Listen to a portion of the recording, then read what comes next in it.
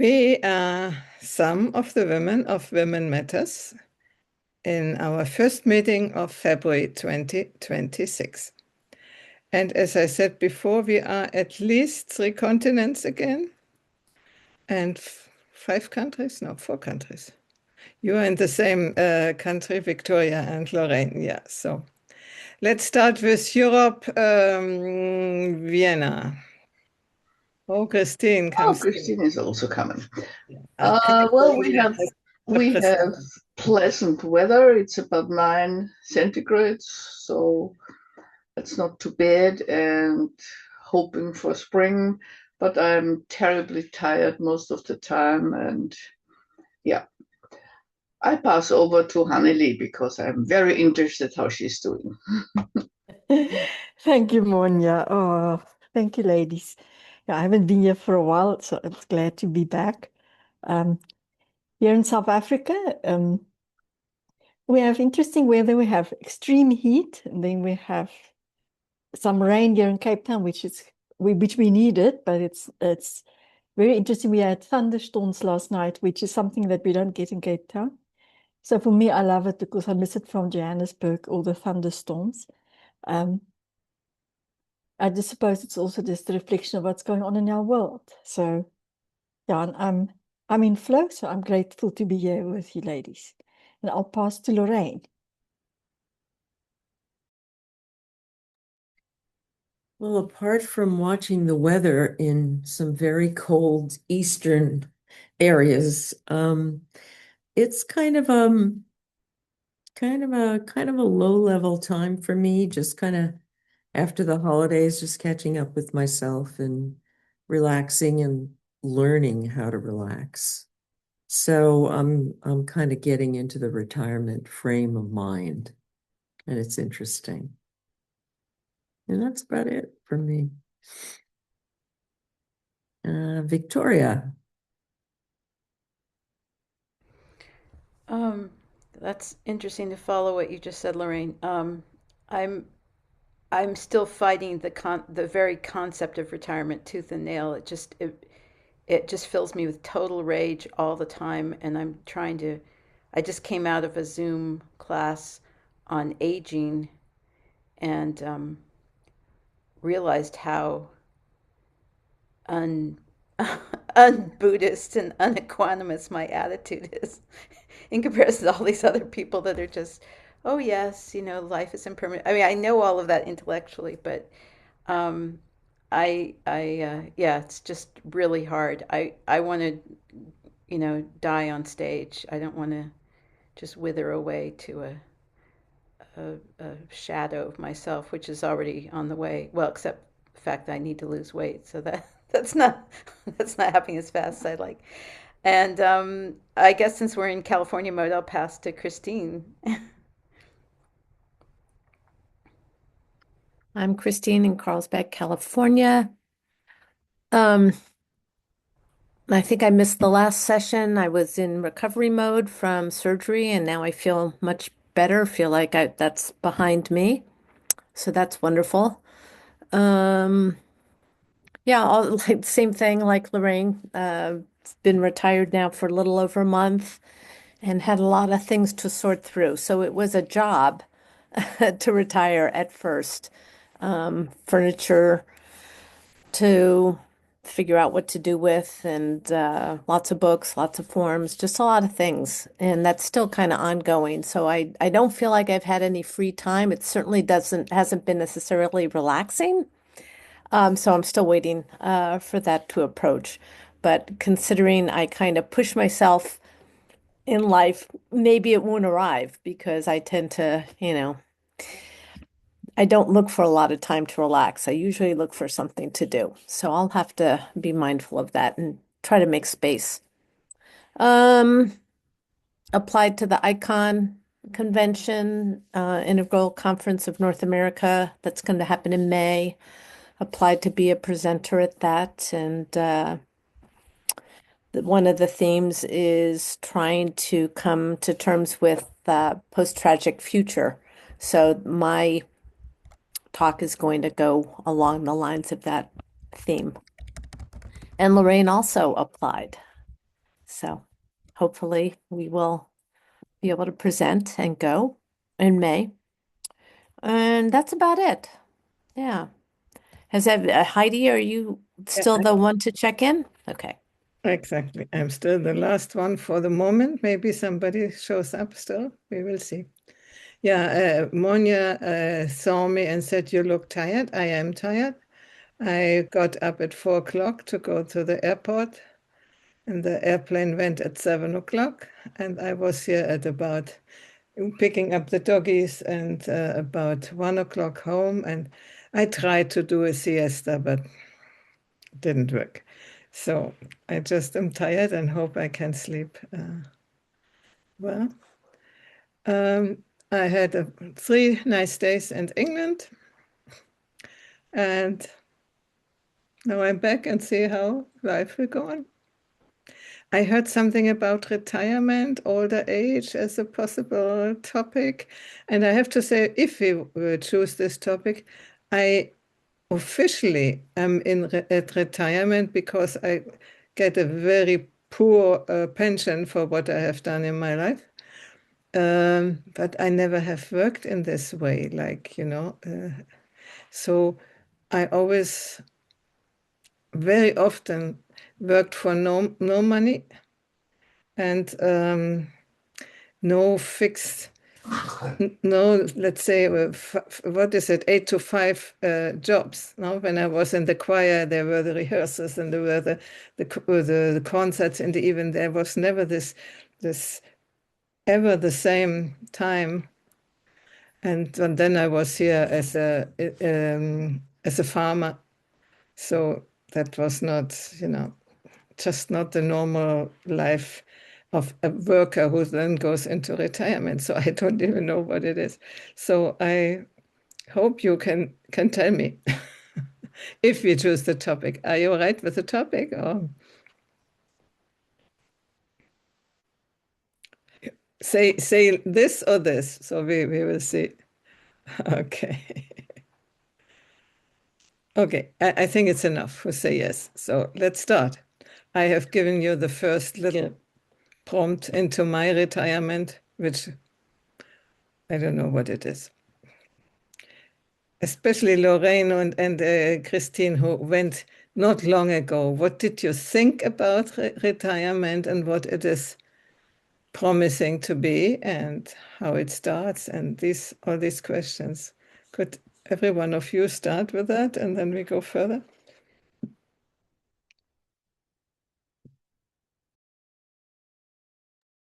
Well, being self-employed, you definitely have to think and plan for retirement way ahead of time.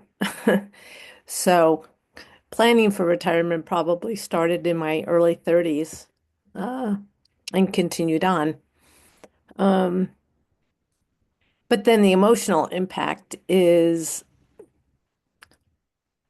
the identity, who am I? What am I all about if I'm not, active in my career and professional life?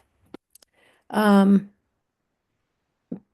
for some people, they don't retire because therapists can work indefinitely. But for me, one of the things I wanted to consider, and maybe Lorraine, this fits for you or it doesn't, I didn't want to have to hold that mental space that as a therapist, there's things going on in your head all the time that, are bouncing around in there. So even if you're not on the clock or meeting with people, you're using a lot of mental and emotional energy a lot of the time. So for me, I kind of recognized that and felt like I didn't want to have to leave space, even if it was only just for a few people. Tom, on the other hand, he's left open 2 mornings a month to see people. So he usually sees around 6, 7, 8 people a month. And he seems to like that.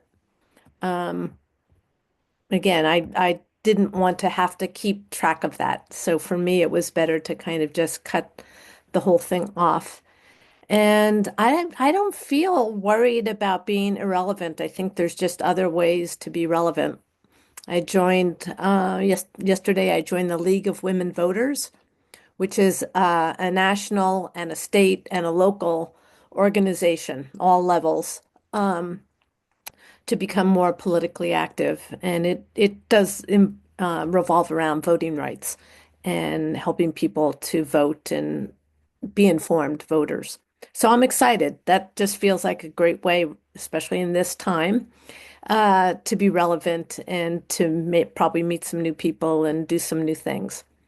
So, yeah, I'm saying goodbye to many, many years, of an identity and of a role, and of fulfillment. It wasn't just a role, it was very fulfilling. Um, but it's a big world. I feel like there's going to be, I don't feel like I have to wither, Victoria. I just feel like I'll redirect in some other fashion. And I also think it's best to do that while you still have some energy to engage, because I feel like if I waited another 10 years or whatever it was, that I might be more hesitant to get out of my comfort zone. So I want to do it at a time where I feel like I have enough um, interest and motivation to kind of pursue things before I get too stuck in my ways. That's it. Thank you. Before Lorraine, I want to welcome Beatrice. We are talking about retirement because it's relevant for some of us. And what Christine said, she started to think about retirement more or less in your age. And so that might be relevant for you too in some way. So let's see what I invited first Christine and Lorraine, and then we go on. Okay. Then we talk about your retirement perspectives. Well, Christine, I definitely had a similar experience in terms of carrying people around in your head. It wasn't just the moment you were there with them, it would be ongoing. I loved the work, loved being with people, though it could be very stressful. But I didn't like the rat race. Psychology, like every profession, becomes very legal, very protective, very paralegal, what I called sort of a cover your ass psychology version, where you have to be aware of rules and regulations and then there's the insurance companies and the insurance companies really shrink. It's almost like they're your enemy, and it's ridiculous. So it was for those of you familiar with spiral dynamics, that orange meme part of the profession, of any profession, was oppressive, really oppressive. The feeling of competition to survive was also very oppressive to me. My favorite part of working was being with the client in the moment, but it was also very stressful because the way I worked, I never knew what direction that moment would take. To be fully present with someone was scary, especially if they're suffering. At the same time, it was, I wouldn't want to do the work without that. Being with someone and, I love that moment, that crazy moment where hopefully you see something beyond where they see it. But you're not guiding them. You're just being present with them. They have to find it for themselves. So for me, that was tremendously creative. I love that part of it. But it also wears on you, because you're not present as yourself.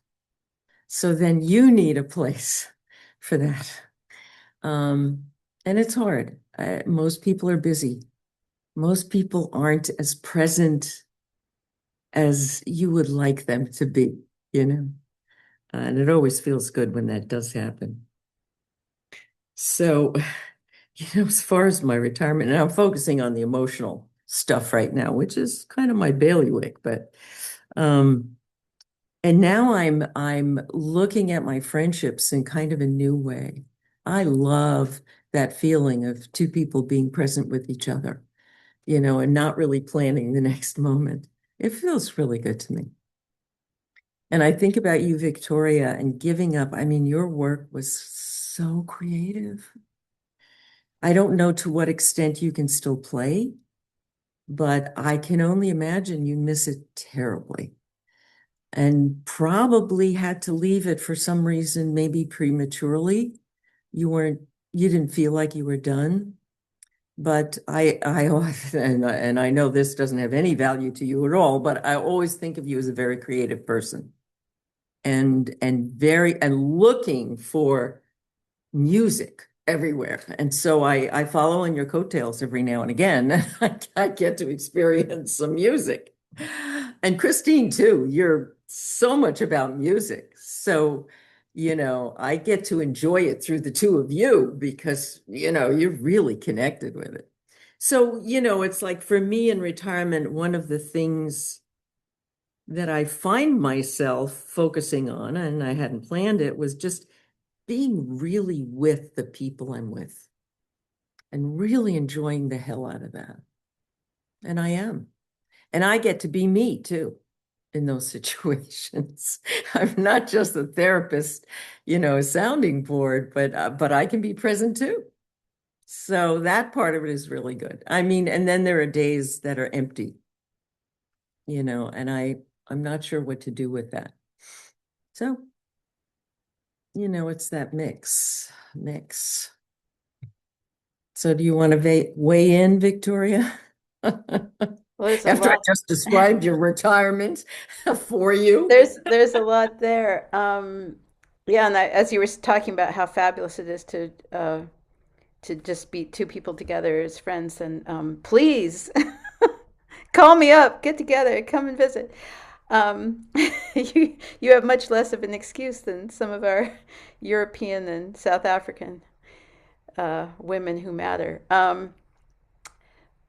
But my mother had a cynical saying that I remembered as you were talking, which was, she said, she said friends are good for nothing, which is interesting because she had so many friends. I mean, her memorial service that Beatrice and I was going to say staged, I don't know what to call it, was literally standing room only. I mean, there were people lining the walls of the church. That every single spot where you could sit was filled. It was amazing. But my mother cynically would say, if you really want people to listen to you, you have to pay them. And that was her whole take on therapy and psychology.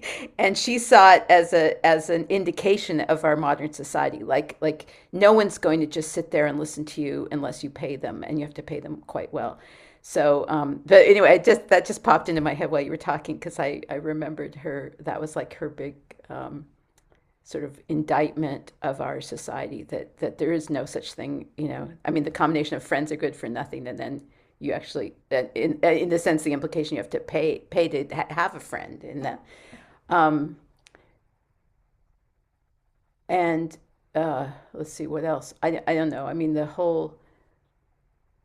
my suffering is in the fact that the kind of, if I were a novelist or a poet or a painter or a sculptor, well, the list goes on and on, then I could just keep doing what I do until I drop dead. And of course, all those kinds of artists, thrive on recognition and obviously, exhibitions, etc., or publication, whatever. Nevertheless, they can just be masters of their own destiny to the degree that their creative outpouring is not dependent on anybody else. I've lately been interacting with a Chinese violinist whom I met very serendipitously, joke of the angels, and just the ache of, that she's doing recordings now because she doesn't have the performance opportunities that she could have. Oh, here's Gertrude. So, well, I think we should, I guess I'll pass over to Gertrude. And Beatrice hasn't spoken yet either. Nobody's checked in. I mean, nobody. Hello, everybody. So I'll be quiet for now. But yeah, it's that sense of being dependent on other people to like fill your heart and soul, and it's hard if they're not there. Over to Beatrice and Can Gertrude. I just ask a question? Have you considered writing a memoir? Oh, Christine, spoken like a I true bet it would be therapist. super. My therapist weekly says, "You know what I'm going to say, Victoria. You know what I'm going to say, Victoria. You know what I'm." She wants me to write. She's last week she was so frustrated. She said, "I don't care if you burn what you write." She said, "Just write, write, write." Yeah, that's a huge. Maybe you need to go back into business and I'll become one of your Well, you're hearing clients. this from more than one person then, so that means something. Indeed. Thank Well, hello. I am not of retirement age. Um, but I don't know. It's all kind of abstract to me, honestly. I in some ways I'm very lucky. I get to do all the things that I like to do. And I've thought about this a lot actually because not about retirement, but about work. That, Galen works in software and makes plenty of money, and I'm not working for money. I mean, it's nice. It's nice to have my own money to, you know, get gifts for people at Christmas and go out and eat some food and treat someone to something and, get things that I want. But I am not dependent on the work for my living. But I do it because I like it and I enjoy it and it there's a purpose to it and I might shift gears and do something else at some point, but I enjoy the action. I enjoy the engagement. And so I don't know that there's going to be some point where I'm ready to stop working in some capacity, no matter how old I am or what I'm up to. And maybe that work's going to transition to be something that's more about making art or is more I don't know, doing something in community or having a family or whatever it is. I I don't know. I've never wanted to do jobs just for money, and I've never wanted to just I don't know, that whole paradigm has not been part of my perspective. So I that's my answer about retirement. I think it's just gonna trend like over the chapters of my life, the things that I'm doing in the world are gonna shift in what they are and maybe the amount of energy or the kind of energy I'm putting out, right? If I'm, getting older and can't be as active, maybe I'm doing something more intellectual or maybe, I don't know, maybe more community oriented but I think I'll always be doing something and I think I'll always be busy. I think I will always be busy and always have many places to go and things to do. Um, so I don't know. That's my answer. It is interesting to think about how we spend our time though, and where are we putting our energy and effort and I think also to speak, I sometimes people say in this group say, well, what about your generation?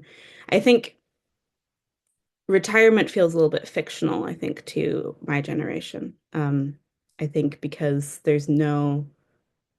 don't know where the world is going to be, and the stability of even knowing that you'll have money in retirement or anything like that is just doesn't really exist, or feels very unknown and feels like between now and retirement age, so much could change. So much is changing on a daily basis, politically and nationally and societally.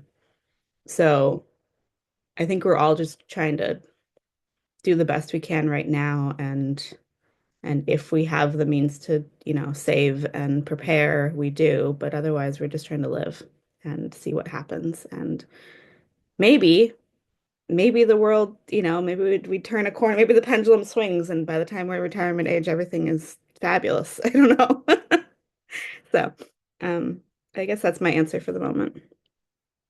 I don't know who to pass to because I don't know who's who's gone, who hasn't, but well, I'll pass to Gertrude because I know Gertrude hasn't, and then we'll see what happens. Sorry for being late. I had a coaching client and I couldn't interrupt that process. Yeah, and I don't know the question you are answering right now. Something about retirement. Yeah. I'm a retiree with some money coming in every month, but not enough. So I don't feel like retired. And as Beatrice said, I don't feel like stopping to give coaching or anything. It's not, even if there's no formal anything, but this brings me joy. This, working with people, being with people, making a difference for people. That's just who I am. Why should I stop? And I still need to make money. So, yeah, that's, and I don't know, when did we meet last time? Did I tell you that I had an accident? Yeah. So it's still very like tight in the lower back. The insurance company is proceeding, so I hope that whole thing will end up in the owner of the car getting quite a bit of money. So I hope that turns out well. And I was in Amsterdam again for the first weekend for WeFlow training. And yeah, it went pretty well. I still had pain in the back, but I emotionally and mentally I was awake and able. So there was no like, like I'm here serving, doing the whatever needs to be done, and I have pain in the back. Something like that.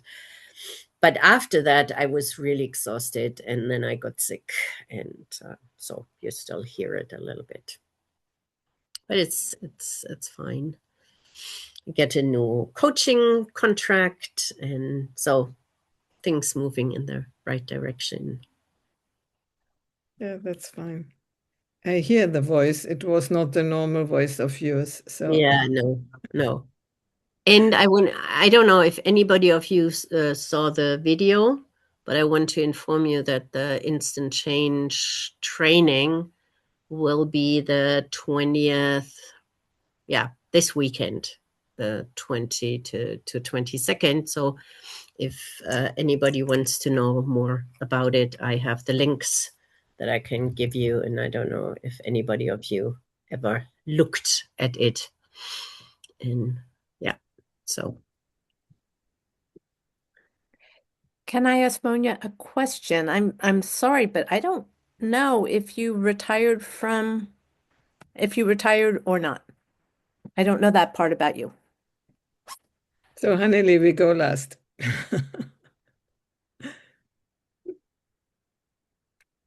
Or go first, because Monia is not moving. Hanneli, go ahead. Go ahead.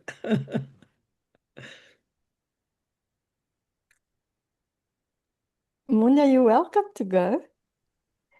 I don't know if she can hear us. Yeah, no, I'm more on Beatrice and Victoria's way of thinking about retirement. For me, it's also never been something that was part of my picture. I live now, in the last 3 years when I came to Cape Town, with two retirees, and going through their experience, being witness to it was quite dramatic. Lack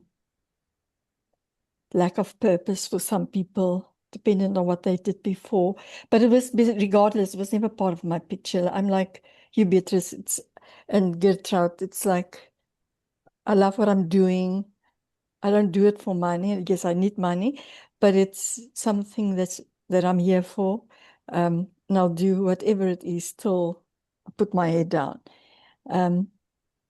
For me, it's a very interesting concept.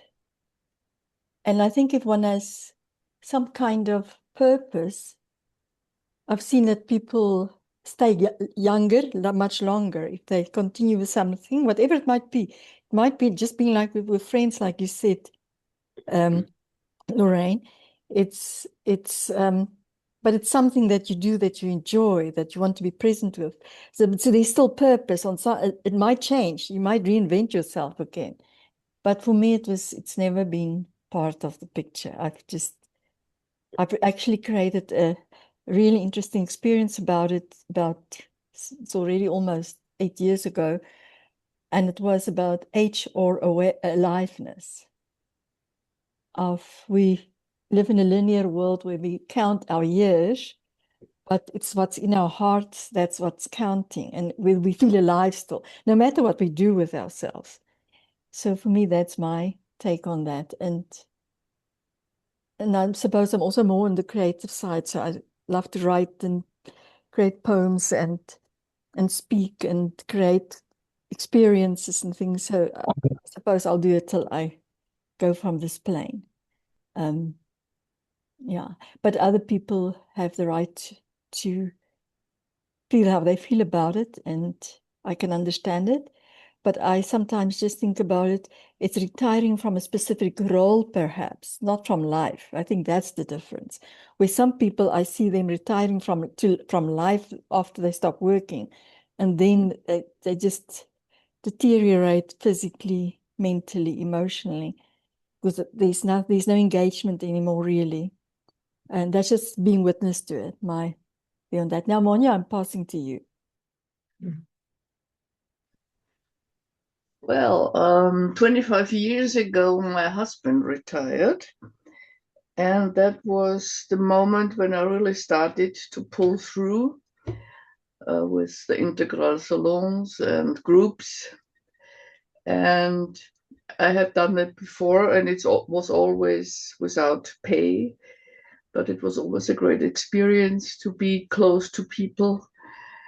And so actually, I guess now, after 25 years, I sort of retired, returning to myself and going through all the material. There was so much creativity there. But I sorted it out, because right now I'm returning to myself, being, not doing. And it's quite a challenge. It is quite a challenge. But on the other hand, I guess that's the phase I'm in now. And you can't retire from that. It's just, that's a goal that will keep me busy, or involved, let's say involved. Because right now I'm just enjoying thinking nothing, doing nothing, just being. And I have a mantra, and it helps. And I go to the fitness studio, and I work out my muscles, and I don't really like it, but I know I have to do it. My daughter sometimes accompanies me, and that's very nice. And then we chat all the time in the car about my great grandchild that will be born in end of May or beginning of June. So actually I should feel very old, but I don't. And it's quite a pleasant situation. So something you all can look forward to when you turn 85. It's just, it never stops. There's always some challenge, at least yeah, I have the feeling that there is some challenge, and I still haven't covered all the what is to be covered. Yeah, that's my take on this. In the class that I just was in before this, which is on the aging process from a Buddhist perspective, that our teacher just said in the Guardian paper in, I guess that's London, right? I think it was yesterday, was a long article about what has been named. Wait, let me just look because I typed when she said that. The longevity fixation syndrome, and how it's particularly prevalent in the richest people on earth, that they want to, which makes sense. I mean, it's very much like the ancient mythology, the idea of thinking you can live forever. But how, because like today's class was on impermanence, from a Buddhist perspective, well, from any perspective, um, but I was just thinking, uh, of, yeah, 85, you're still a child, Monia. I was just thinking about Herbert Blomstedt. I don't know if that name rings a bell. The conductor, he'll be 100 years old in July. And he popped into my head because I suddenly thought, would he still be around if somebody had said to him the way they said to me? I mean, not that there's any comparison. I'm nobody compared to him. But if suddenly people said to him, "Oh, we don't need you to conduct anymore. Like, go live on your farm in Sweden and have a good life and just enjoy." It just suddenly popped into my head as a kind of abstract thought. What is part of his longevity, the fact that he's still, not only is he still passionate about his calling, but people acknowledge it and they want him to keep working and they want him to keep conducting. And yeah, and then apropos the fitness thing, which is, that trying to keep your body fit, which is like what this whole longevity fixation syndrome is.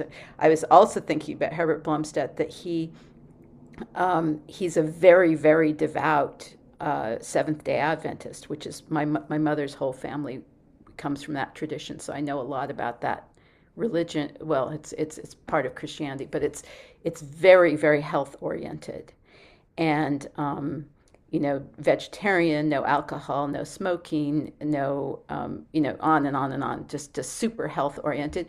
And there was a big longevity study done in the United States where they actually most of the people that they studied were Seventh-day Adventists, and they beat everybody else in America in terms of longevity because of the healthy lifestyle, but also the spiritual focus. So I was thinking of like all these different factors and how they all, like the idea of like wanting to live forever because you have so much money, you'll never, you need to live forever just to use it up. This kind of hedonistic approach, not wanting life to, to sort of ease out, compared to this, the sense of purpose, like wanting to live as long as you possibly can because you're so passionate about what you've been called to do. And kind of like, it's interesting to look at that from the two perspectives. Anyway, I don't know where I'm going with this, but these are the things that popped into my head when Monia was talking just now. Thank you, Monia, for the inspiration. Yeah, and I want to pick up from that. You really should watch concerts, which this old man is doing. I mean, being in front of the orchestra for 2 hours in this age and having behind 2,000 or 3,000 people who want to have high level performance. I mean, there are several older people, no, like Daniel Barenboim and Martha Argerich, but they are not yet so old. When I saw him first, it was about 4 years ago. I didn't know him before. I thought it's impossible. How can he do this? How old is he? I thought he only looks a little older, but he definitely is. So, yeah, passion and having something important to do in life. I think this is This Yeah. is crucial. And bigger as yourself. Yeah. In some Bigger ways, than serving. one. Yeah. Sorry Yeah. for the English. Yeah. During this discussion, I've noticed things initially are stated a lot as either or. It's either going to be this or it's going to be that. And again, as integralists, we think of it as both and. It doesn't have to be just purpose or no purpose, not black and white, but it's incorporating all of it. I think that is probably the key. And if it's okay, Heidi, do you remember I sent you an article and suggested it as a topic for Women's Matters? It's about aging. And I think maybe I'll send that out again. And people, if you want to discuss it next time, we can. If it doesn't ring true to you, then we don't have to do it. But it's an interesting article about why older years are the best years of many people's lives. Not everybody's, but many people consider it the best years of their life. I certainly do, but I've forgotten about the article and send it around, please, to everybody, and then we can decide for next time in 2 weeks. I want to go back to something that Monia said with the feelings or the I think feelings are ageless. So if I'm angry, I'm angry. If I'm sad, I'm sad. And I don't think maybe how to deal with them changes with experience, etc. But the pure feeling itself, I think they are just there. And sometimes I thought like, yeah, how to deal with feelings I learned over time a lot better than in the 20s or so. But when I feel joy, I feel young, or when I'm really in that feeling itself, then it's oh, even with 20, I felt old when I was grumpy. So I think that's one of the body is aging, but not how we feel. And if we keep that alive, the joy and the excitement and everything like that. So yeah, I think that's timeless. And I put the links in the chat again, so you know. So who wanted, who was interested in the work we have been doing together, or I have been doing with you.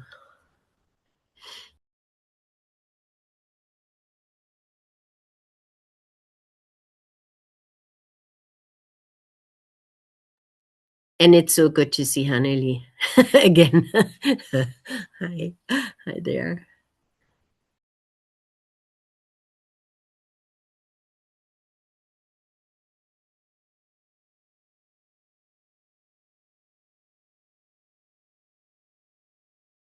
So have we decided we won't age or something, or do we want to age, and how do we want to age? I find my present situation with having a new partner, I feel younger than before. I didn't feel old before, but you know, and I walk when I can, and the weather allowing, I go on the ladder for pruning the olive trees, and so 3-4 years I didn't do that, but now I feel vigorous again. So I can only recommend to everybody, find something so you can feel young. And when you think about it, in our age today, we are so much younger than when I was a child. In our age, they were already like something like this, you know. It's absurd. We have changed the idea of age, first of all. And then we have become not old. And we are still becoming not old. And Monia is the best example for that.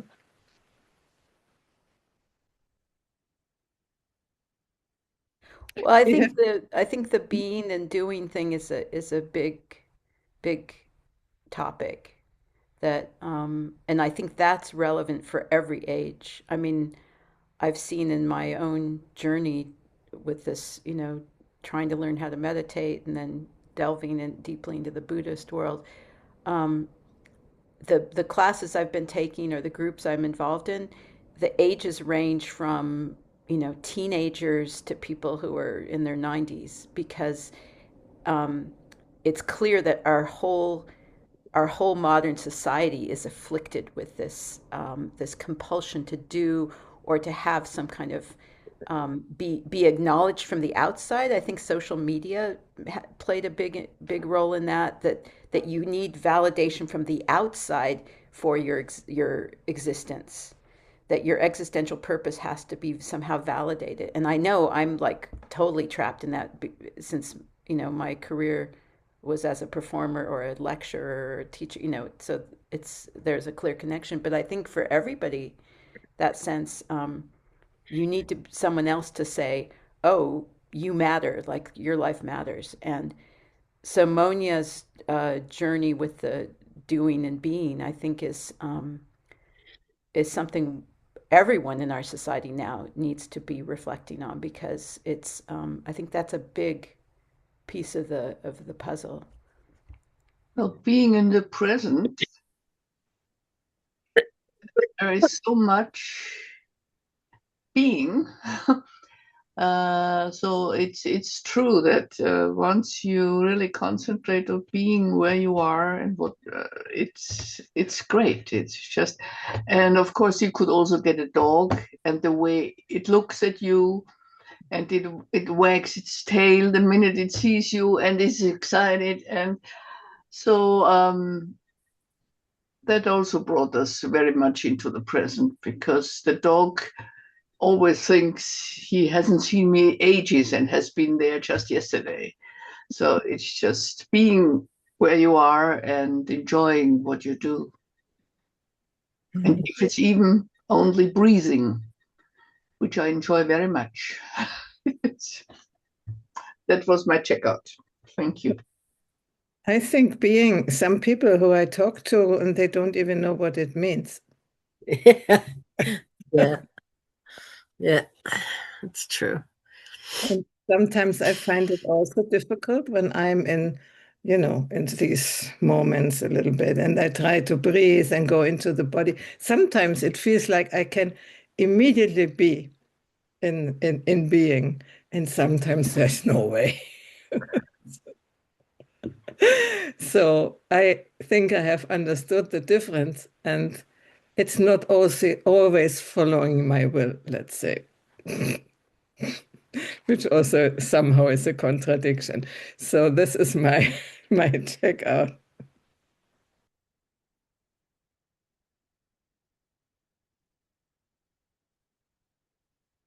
Everyone's checking out pretty early. What's happening? We're so busy being that we can't, we can't talk anymore. No, it's not, but we have about 8 minutes or so, and the checkout sometimes are longer. You don't need only to say thank you, we see you next week, or something. You can say a little bit more to In fill the. WeFlow, yeah. Huh? Oh, you are frozen, In Gertrud. WeFlow, we have a practice that's called Silver Diamond. Oop. Sorry for that. Yeah. You don't hear me? You're back again. Yeah, go ahead. Okay. Say it again. In WeFlow, we have a practice that's called Silver Diamond. And this is for overwhelm. And this is like to bring, so you feel, and then you go into not knowing and look where in your body is that overwhelm.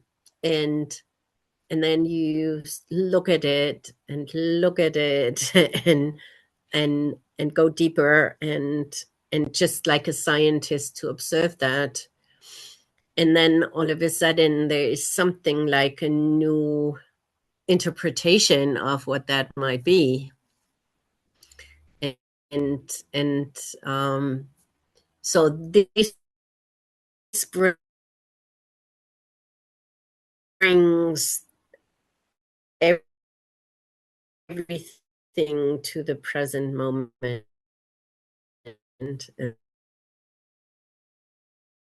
this is really like, you didn't hear me? Was that?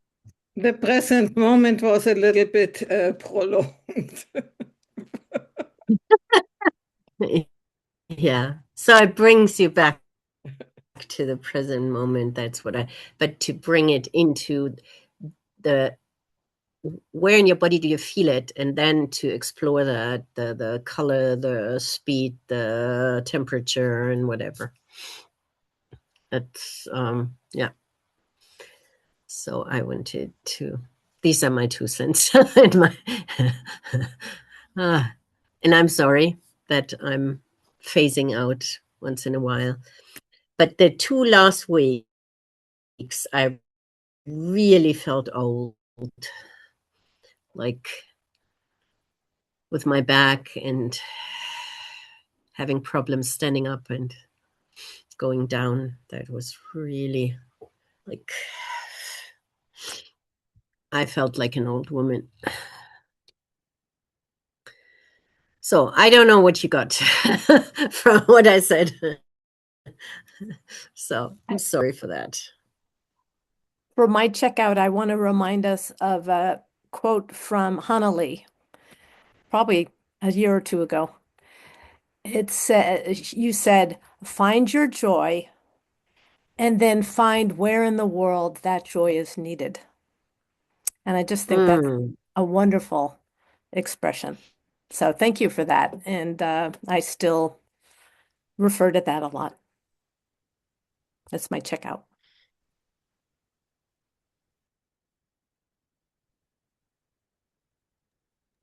Thank you, Christine, for that memory. I feel it in my body. It actually makes me quite emotional. And as you're always speaking, I have the sense of when we speak, especially about age, not the retirement, but about age. And Monia, you, for me, it's a perfect example of it as well. Is being for me is in a state of kairos, of timelessness. So it's not linear time. And there we don't have any age. There's just a pure soul coming through us and expressing itself. And the more time when we spend some more time in such a state of being, then we have more energy to then go into the doing, but it's from where we are doing the doing. It's not just do, we must do.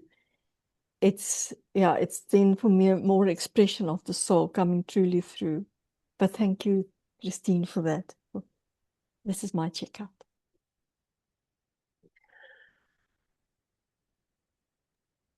I was just gonna, by way of checking out, I was just gonna mirror what Gertrude said about body.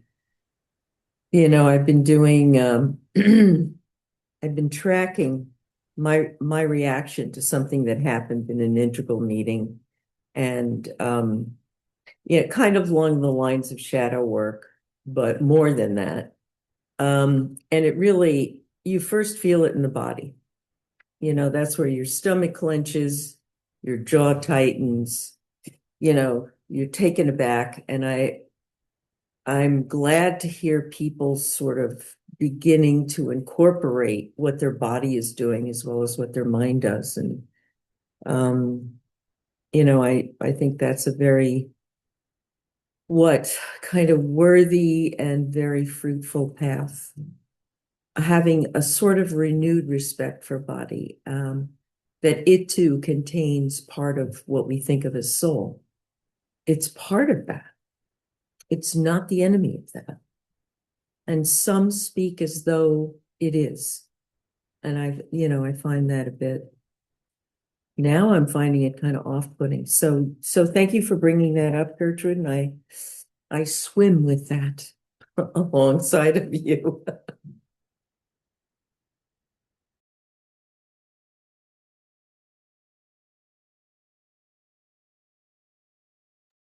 I guess it's me. I was going to say that just now. I don't know. There's a lot to think about here and absorb. I don't have any great insight to say into the space at the end here. But thank you all. And it's lovely to see Hanali's face for, I think it's been like a year or more since, I mean, I've been gone for so long and then you were gone. Anyway, it's really nice to see all of you and to hear your insights and um I like Monia, you said I enjoy breathing very much. I and I've never thought about, I mean, I've paid attention to my breathing sometimes when I need to ground or center or um whatever, but I've never thought about enjoying it. So maybe I'll take that on as my assignment. And find some joy in my breathing. Thank you all.